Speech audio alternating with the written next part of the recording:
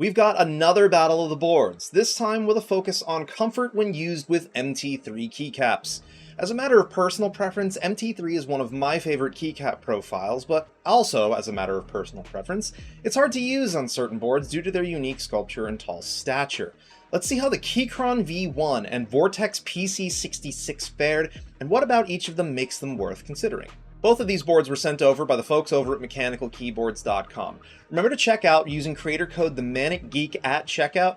It helps the channel out a little bit and lets them know I sent you. Bear in mind though, as per protocol, this will not affect my impressions of these boards in any way. But before we get into our review in earnest, let's talk a little bit more about why I picked these boards for MT3 in the first place.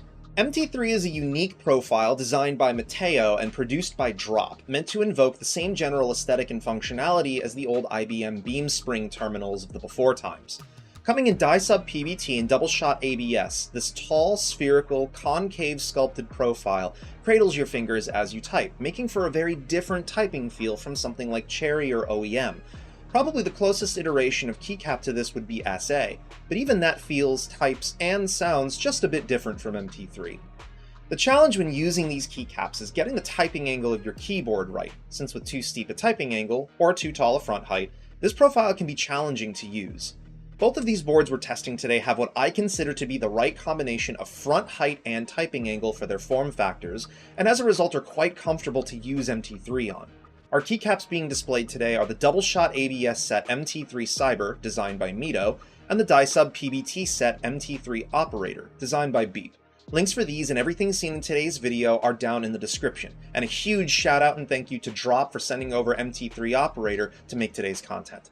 Once again, this doesn't color or influence how I perceive these products, but it should be noted that I spent my own money on filling out my MT3 Cyber set, so I am kind of quickly becoming an MT3 stan. Anyway, on with the keyboards. Starting with the Vortex PC66, this is one of the quirkiest looking keyboards we've gotten in a while, retailing for about $104 as a bare bones, and features vintage aesthetics, a shallow typing angle of 5 degrees, and a pen rail underneath its glorious 5-head. This thing takes almost everything a modern enthusiast would want, including Bluetooth and 2.4 GHz wireless, detachable USB-C cable, gasket mounting, south-facing hot swap sockets, PCB mount stabilizers, case stamping. We can also see amidst the decidedly retro look of the board that there's a blocker in the bottom left-hand corner. It kind of reminds me visually of what HHKB would make if HHKB made a 65% keyboard. There's also a Vortex logo badge down here, and the board comes with a second badge to use if you like, but if this style isn't really your bag, there's another version of the board that does away with this blocker.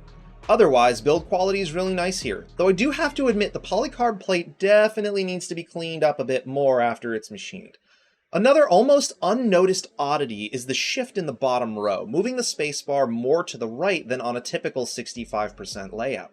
If you use your right hand to actuate the spacebar, this will largely be unnoticeable, but it does make things a bit awkward to get used to when using the left side of the keyboard. While this board is gasket mounted, it should be noted that there's no perceivable flex to this board. This is due to the case silicone sitting basically directly against the backside of the PCB, creating a board feel that sort of reminds me of a lesser version of Mode's stack mount.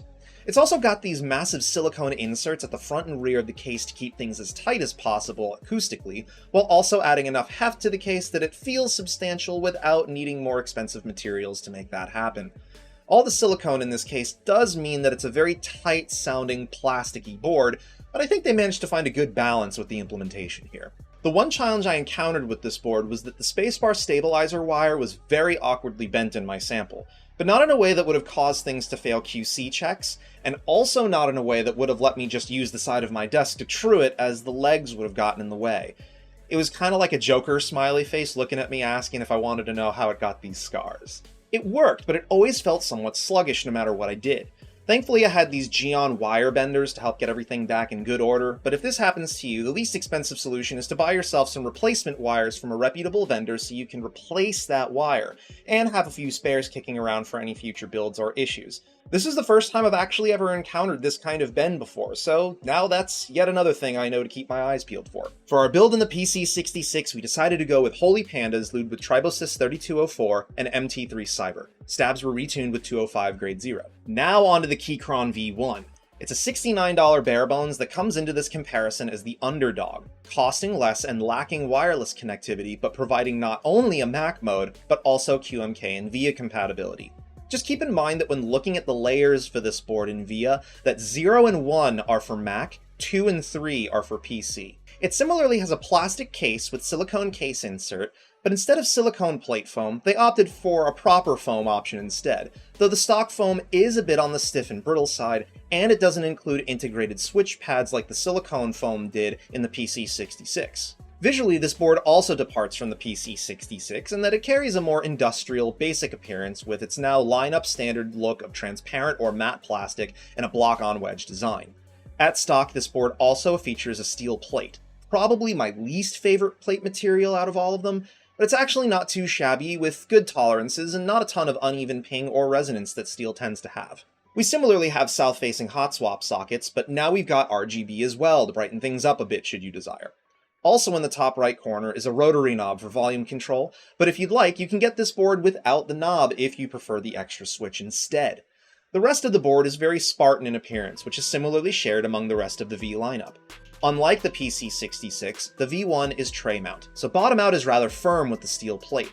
However, unlike the PC66, the V1 has several different plate options to choose from. In our case, we went with a bevy of third-party mods, which I'll go over in more detail in a follow-up content piece. For our V1 build, we ended up with a palm plate, pour-on plate and case foam, and PE switch foam, all from Keyboard Customs, 205G zero-tune stabilizers, Cherry MX ergo clears from MK lubed with Tribosys 3203, and MT3 operator. For the V1, we'll also be showing you all a before and after comparison of what the board sounded like stock versus what it sounds like modified.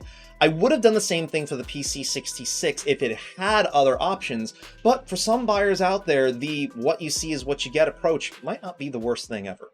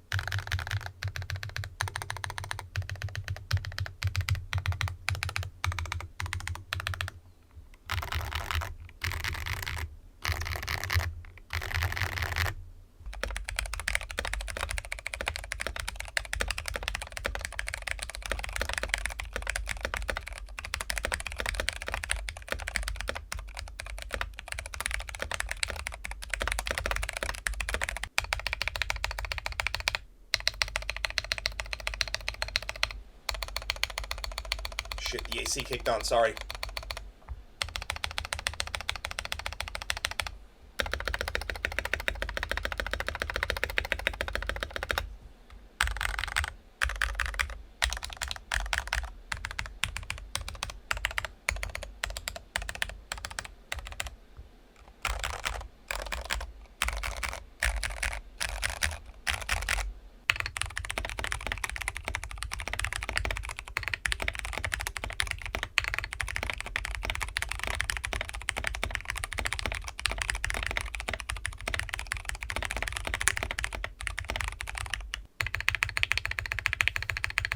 That backspace, y'all.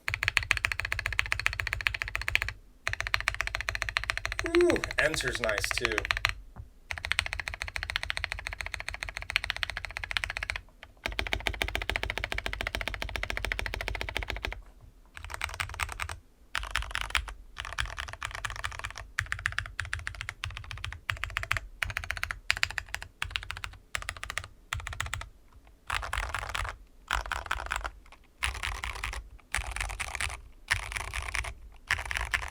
Both of these boards are outstanding choices for typing on MT3 with.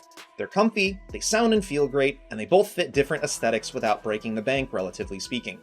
In speaking to my personal preferences, while I didn't like the stock V1 quite as much acoustically compared to the PC66, I did prefer the layout as the bottom left blocker just distracted me a bit too much to use without difficulty for my preferred use case. There's also the aftermarket options for V1 made available through not only Keychron's different plate options, but also third-party vendor solutions that all have their merits and can change the acoustics, and to a slight degree the feel, of the board to suit your personal preferences. I always prefer choice, and in this case, if it means I need to give up my wireless connectivity for now, so be it. But that's my personal preference. Your mileage and use case will vary. My one recommendation would be to wait for the QMK VIA-compatible version of the PC66 and pick that model up instead. But if the lack of that functionality doesn't fuss you, then just grab the one with the bottom left corner design you prefer.